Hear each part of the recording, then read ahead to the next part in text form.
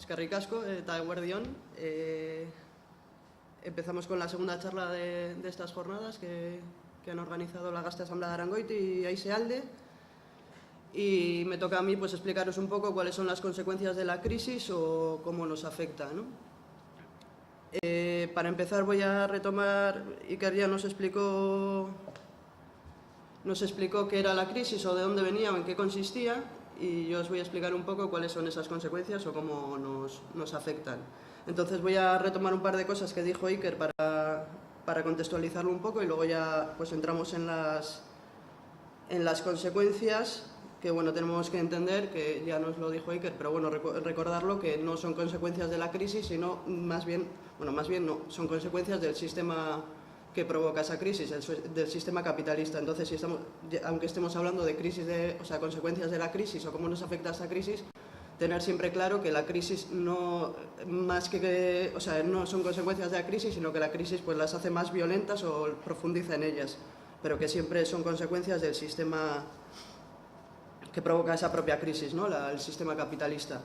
Sabemos que el sistema capitalista tiene como último objetivo, si no como único, conseguir cada vez más beneficios, y estos beneficios, o conseguir cada vez más beneficios, pasa por abaratar la producción, lo cual quiere decir pues abaratar la mano de obra, es decir, explotar a las personas trabajadoras lo más posible, y abaratar las materias primas, que quiere decir explotar a otros pueblos y a sus clases trabajadoras, y explotar la naturaleza o ser, si cabe, más feroz para con ella.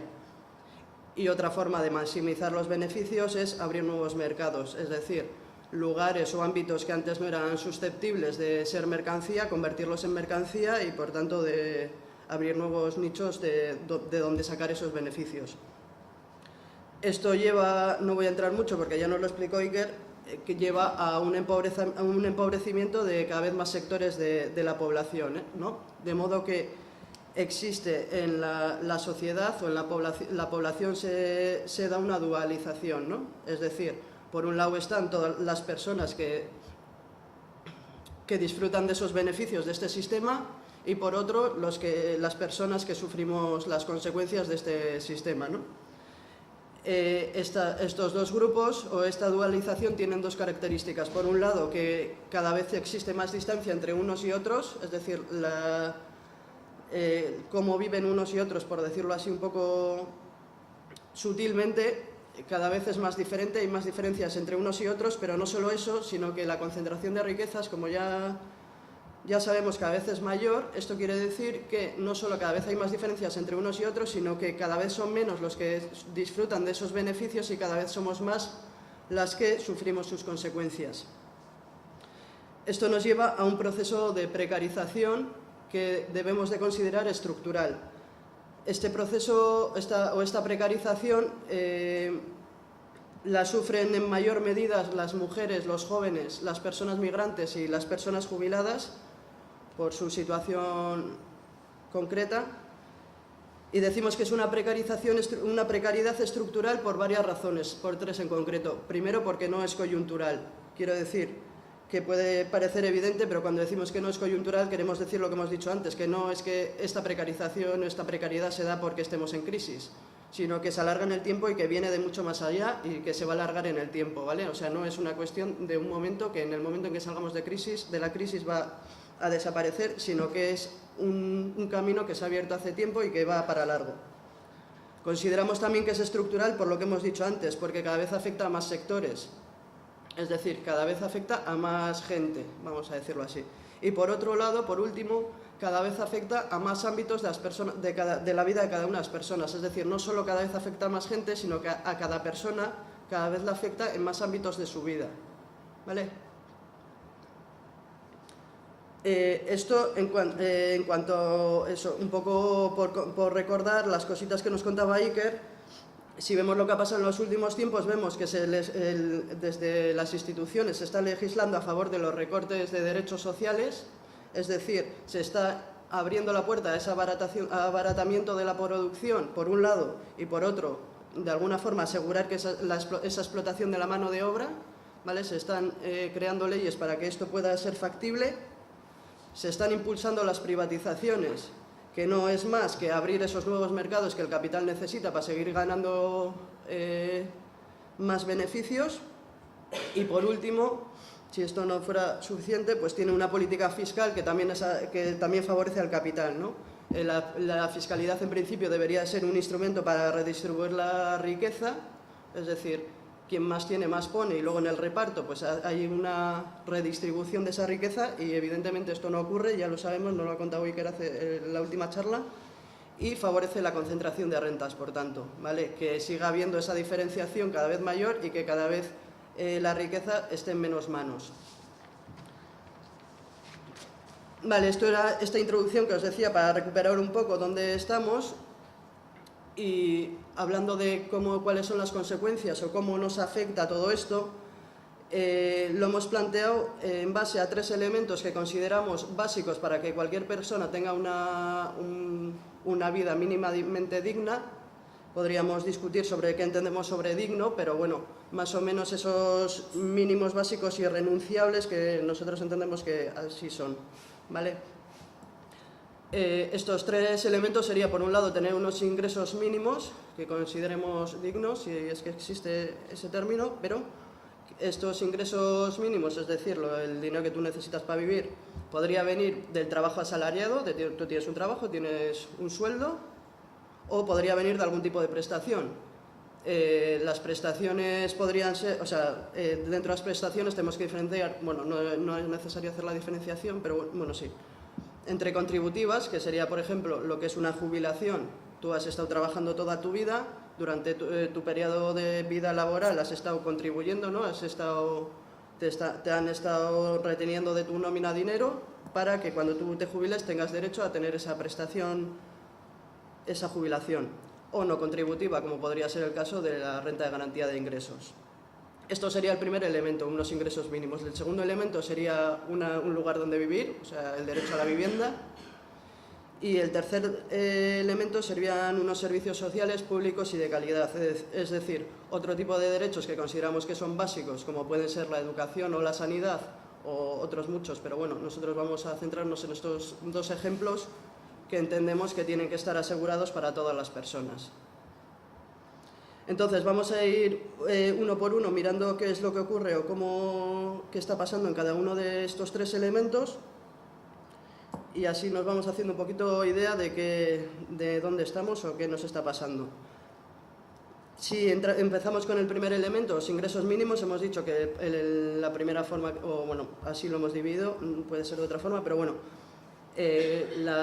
una de las formas que tienes para tener esos ingresos es tu trabajo asalariado. Si vemos lo que ocurre en el ámbito laboral, estamos viendo que continuamente hay reformas laborales. La última, no sé si ha sido especialmente violenta o simplemente que ha sido menos discretas que el resto, pero bueno, sí que tenemos que entender que es otro paso más hacia un camino que se abre desde hace tiempo. Estas reformas laborales vemos como se han dirigido primero a precarizar los contratos, es decir, a que los sueldos sean más bajos, mayor flexibilidad, subcontrataciones, etcétera, etcétera. Y por otro lado, a recortes de derechos laborales, en este caso. Jornadas más largas, abaratamientos de los despidos, más trabas al trabajo de los sindicatos, etcétera, etcétera. Estamos hablando, acordarnos de que estábamos hablando de que desde las instituciones se está legislando para que el capital pueda seguir manteniendo esos beneficios que venían de, ¿vale?, todo esto. Vemos, por ejemplo, que el propio SMI es menor que el umbral de la pobreza, que nosotros consideramos que hay que marcarlo como el 37,5% del PIB per cápita, ¿vale? Para nosotros ese sería el mínimo que nosotros entendemos como digno, de ingresos dignos, ¿vale? El propio SMI ahora mismo está por debajo de esa cantidad, o de esa línea, mejor dicho. La tasa de desempleo en Euskal Herria es mayor que la media de la Unión Europea, y a día de hoy está por encima de 212.000 personas paradas, que, teniendo en cuenta, si lo atamos con lo que acabamos de decir, que el SMI está por debajo del umbral de la pobreza y por tanto muchas de las prestaciones, etcétera, etcétera, si a eso unimos todas estas personas paradas, unimos a todas las personas que no llegan a ese mínimo, tenemos que en Euskal Herria 900.000 personas viven por debajo de ese umbral de la pobreza, ¿vale? Estamos hablando de 1 de cada 3 personas, de 1/3 de la población, ¿vale? Y por último, bueno, decir que en el ámbito laboral, por ejemplo, como dato, hemos dicho antes que toda esta precarización afectaba principalmente a ciertos sectores y en este caso un dato que ha salido no hace tanto, 9 de cada 10 empleos sin contrato son mujeres, ¿vale? O sea, de todas las personas que trabajan sin contrato, en 9 de los 10 casos, el 90% de los casos son mujeres. Y luego, evidentemente, tenemos que hablar de los accidentes laborales. En 2011, 81 personas murieron en su puesto de trabajo, vamos a decir. Y en 2012, a 26 de mayo, ya son 20 personas las que han muerto en esa situación, ¿vale?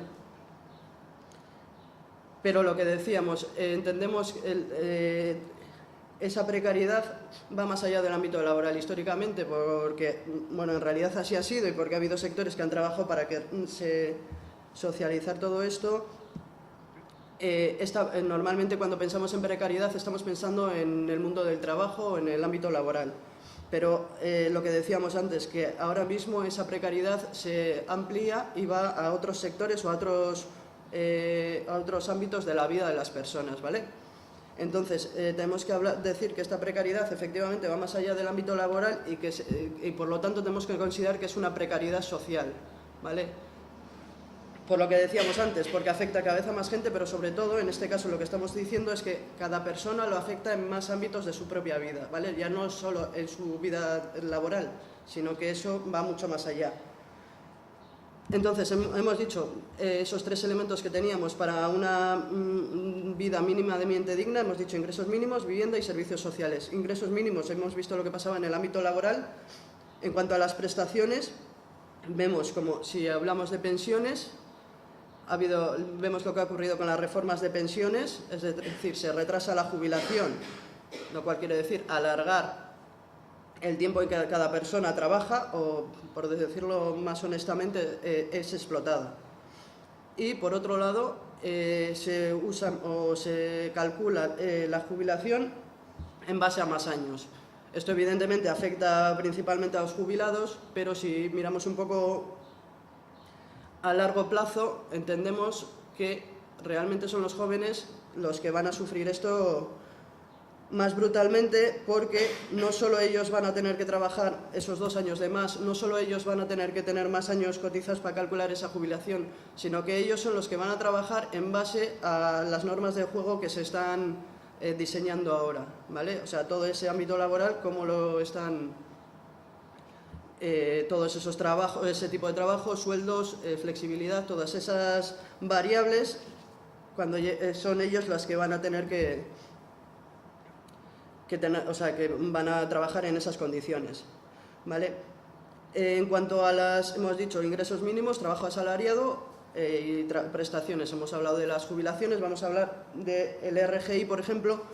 Vemos cómo en cuanto a las prestaciones no contributivas, el RGI, por ejemplo, por un lado se criminaliza a la gente que lo cobra, es decir, se convierte en un problema individual, lo que es un problema colectivo, es decir, si tú tienes que cobrar una prestación,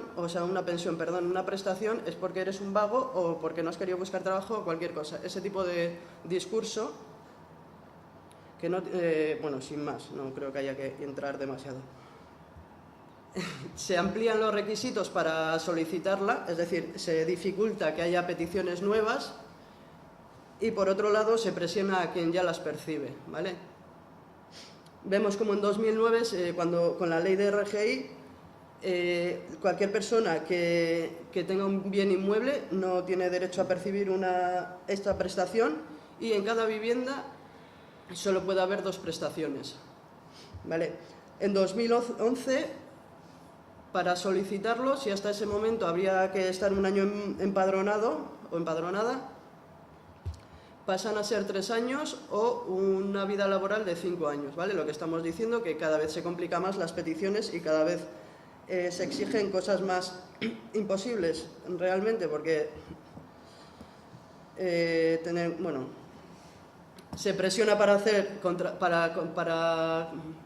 aceptar contratos precarios, ¿vale? Hasta ese momento Tú si estabas recibiendo el RGI y tenías una oferta de trabajo que tú considerabas que no te convenía o que no era adecuada para ti o que era precaria y que no te daba la gana aceptarla, podrías hacer esto en 3 ocasiones. Ahora, con una sola vez, solo puedes rechazar un trabajo de ese tipo. Y se fuerza a la gente a hacer trabajos de carácter social, ¿vale? Y no solo eso, sino que a final de año, para el presupuesto de este año, se hizo una reducción del 7% en la cuantía de la renta de garantías de ingresos, lo cual de por sí no es legal porque la cuantía del RGI se define en base al salario mínimo interprofesional, ¿vale? O sea, el RGI es el 88% del salario mínimo interprofesional, eso según la ley de RGI. Entonces, han reducido ese porcentaje cuando evidentemente no puede hacerse. Vale, eso en cuanto a los ingresos mínimos. El segundo elemento sería la vivienda, y más o menos sabemos todo de lo que estamos hablando, porque bueno, ya que estamos aquí con la Gasteiz Asamblada, que más o menos el derecho a la vivienda ha sido una lucha histórica de las Gasteiz Asambladas, ya sabemos que nunca ha sido un derecho asegurado. La ley de vivienda y del suelo no reconoce el derecho a la vivienda, ¿vale? Vemos cómo se ha privatizado el suelo y la gestión del mismo. Eso por un lado. Y por otro lado, recordar siempre que los ayuntamientos se financian por medio del mercado de la vivienda. De hecho, es la mayor fuente de ingresos de los ayuntamientos. Estos dos datos nos dicen que el derecho a la vivienda siempre ha estado bajo esa lógica de mercado, ¿vale? No necesariamente la prioridad ha sido que todas las personas tengan ese derecho, sino que han sido otro tipo de prioridades. Por otro lado, si vemos el gasto que se hace en vivienda, vemos como en Araba, Vizcaya y Guipúzcoa el gasto en vivienda en 2001 era de 204 millones y en 2011 de 168. Y en Nafarroa en 2010 de 97 millones y en 2011 de 73. Esto quiere decir que en Araba, Vizcaya y Guipúzcoa en 2 años y en Nafarroa en solo un año ha bajado un 25% el gasto en vivienda, ¿vale? Una cuarta parte menos de gasto. Es evidente que ni las instituciones públicas ni por supuesto las privadas han hecho un verdadero esfuerzo para asegurar el derecho a la vivienda. Y no solo eso, sino que se nos ha presentado como un problema irresoluble. Es decir, de alguna forma hemos interiorizado que el problema de la vivienda no tiene solución y que por tanto cada una de nosotras, si quería tener ese derecho, se tenía que buscar las alubias y de alguna forma quedaba en base a la capacidad de cada uno disfrutar de ese derecho. ¿Vale? Volvemos otra vez a solucionarlo, a una obligatoriedad de solucionar de modo individual un problema que es colectivo. Tanto las instituciones privadas como las públicas han hecho una apuesta evidente por la compra y por la construcción, ¿vale? Es decir, por la propiedad privada y por seguir explotando a la naturaleza y siendo terriblemente violentos para con ella. En el caso de las instituciones privadas es evidente que tienen sus intereses y quieren construir para vender, para seguir aumentando esos beneficios que son tan imprescindibles para ellos. En el caso de las instituciones públicas, hemos dicho que también se apuesta por la compra y por la construcción. Cuando decimos que se apuesta por la compra nos referimos a que no se ha apostado en ningún momento por un parque público de vivienda en alquiler. Esto quiere decir que, esto quiere decir por un lado, bueno, no es que quiera decir, pero sí que tiene relación directa. No se ha puesto límites a los alquileres, ¿vale? Se ha apostado por programas como el de Vicenza y así, Echequide y tal y cual, en el que la persona que está en alquiler paga un alquiler social, ¿vale? Y la institución le paga al dueño o la dueña de esa casa la diferencia entre ese alquiler social y un alquiler en mercado libre. Con lo cual, la persona dueña de esa casa sigue cobrando o sigue teniendo su casa en alquiler en base al precio del mercado libre, ¿vale? Con el alquiler también tener en cuenta el alquiler medio es muy superior a lo que es el salario mínimo interprofesional. Ahora mismo el alquiler medio es de 900 euros, y el salario mínimo interprofesional no llega a 642 euros, ¿vale? ¿Esto qué quiere decir? Lo que decíamos antes, que se nos ha presentado, o sea, bueno, no lo que decíamos antes, pero no habiendo tomado estas medidas, habiendo dejado que los alquileres vayan, o sea, no habiendo poniendo límites a los alquileres, no habiendo construido ese parque público en alquiler, etcétera, etcétera, nos lleva a que se nos ha presentado la compra como una buena opción, porque claro, ¿para qué vas a pagar 900 euros de alquiler si puedes meterte en una hipoteca por ese dinero? ¿Vale? O sea, todo ese discurso nos ha llevado a que se nos presente la compra como una buena opción. Y no solo eso, sino como un elemento de inversión segura. Un elemento de inversión segura, queremos decir, otra vez, que lo que hablábamos antes de la fiscalidad. Se ha dado beneficios fiscales a las personas que se han hipotecado y han comprado una vivienda. En las deducciones por IRPF en la renta de las personas individuales por materia de vivienda son el doble, o sea, suman el doble que la inversión pública directa en materia de vivienda, ¿vale? O sea, se deduce el doble de lo que se gasta en vivienda. Hemos dicho que se hace una apuesta por la compra, ya hemos dicho, o sea, por la propiedad privada y por la construcción. Cuando hablamos de que se hace una apuesta por la construcción, evidentemente estamos hablando de que en Euskal Herria hay 250.000 casas vacías y solo en Bilbao 17.000, y aún así se siguen construyendo casas y se está apostando por un urbanismo salvaje con todo lo que se implica con la naturaleza. Y si esto fuera poco, pues tenemos esa broma macabra que son los sorteos de Etxebide. O sea, ya si no tienes capacidad, deja que el azar decida si tú tienes derecho o no tienes derecho a tener una vivienda. ¿Vale? Volvemos eso, teníamos los tres elementos: ingresos mínimos, vivienda y servicios sociales. Hemos dicho que en servicios sociales vamos a hablar de la salud y la educación. Así por encima, y ya con esto acabamos y abrimos, bueno, debate o lo que sea. Con los servicios sociales, en el caso de los servicios sociales también tenemos que decir que no sean públicos y de calidad nos afecta especialmente a las mujeres, y nos afecta en dos sentidos. Primero, porque todos esos trabajos que no se aseguran por medio de servicios sociales pues acaban cayendo sobre nuestras espaldas, ¿vale? Estamos hablando pues sobre todo pues eso de cuidados, etcétera, etcétera. Pero no solo eso, sino que la mayor parte de la plantilla de trabajadores, de personas trabajadoras de los servicios sociales son mujeres, con lo cual, en la medida en que esas personas no tengan unas condiciones de trabajo buenas, pues nos afecta a nosotros en más número, a nosotras en mayor número. Tenemos que decir que en los servicios sociales en general se está hablando, o sea, se está apostando por la privatización, que recordemos que es el modo legal que se está implantando para poder tener esos nuevos mercados que necesita el capital para seguir ganando, o sea, para seguir maximizando sus beneficios. Es decir, lo que decíamos antes, ámbitos que hasta ahora no eran susceptibles de ser una mercancía, ¿vale? O sea, un servicio social, la prioridad es que todas las personas tengan ese derecho asegurado tal cual, ¿vale? Pues eso se está abriendo la puerta a que no sea así. Es decir, se están llevando bajo la lógica del mercado ese tipo los servicios sociales y, por tanto, los derechos que se supone que tienen que estar asegurados por medio de ellos. Es decir, recordemos lo que hemos dicho sobre vivienda.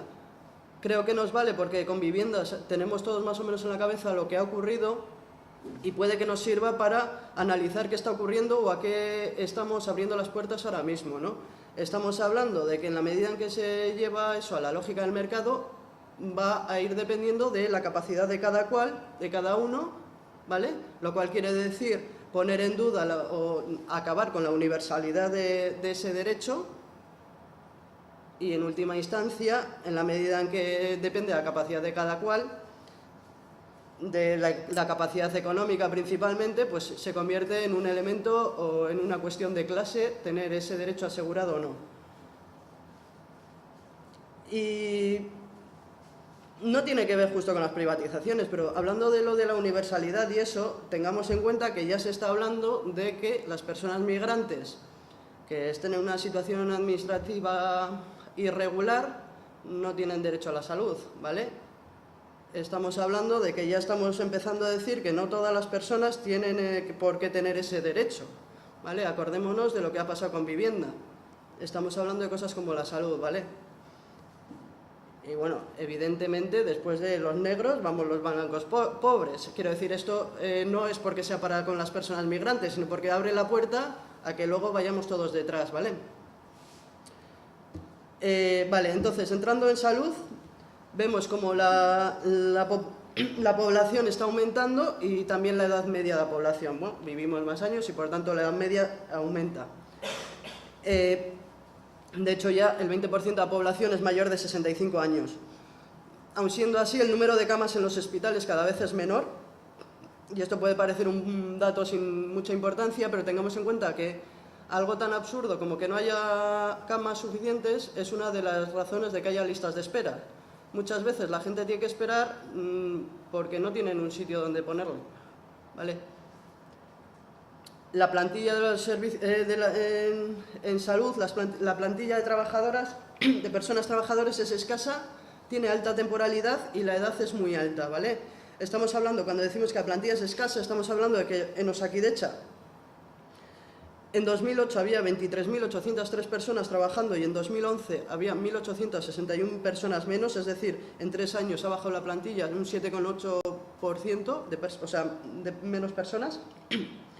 Hablamos de que esos trabajadoras tienen una alta temporalidad. En Nafarroa, por ejemplo, la tasa de temporalidad es del 44%, es decir, casi la mitad de la plantilla tiene trabajos temporales, o sea, tiene contratos temporales. Y cuando hablamos de que la edad media de esas personas es muy alta, nos estamos refiriendo a que hay más personas trabajando entre 65 y 70 años que menores de 30. Estamos hablando de que el 43% de las personas trabajadoras tiene entre 50 y 60 años, ¿vale? Y lo que decíamos antes, la privatización. En 2012, del presupuesto de salud, el 25%, o sea, una cuarta parte de todo el presupuesto, se va a destinar a contratar servicios médicos privados, ¿vale? Estamos hablando de un trasvase de dinero, de ese dinero público a iniciativas privadas, evidentemente.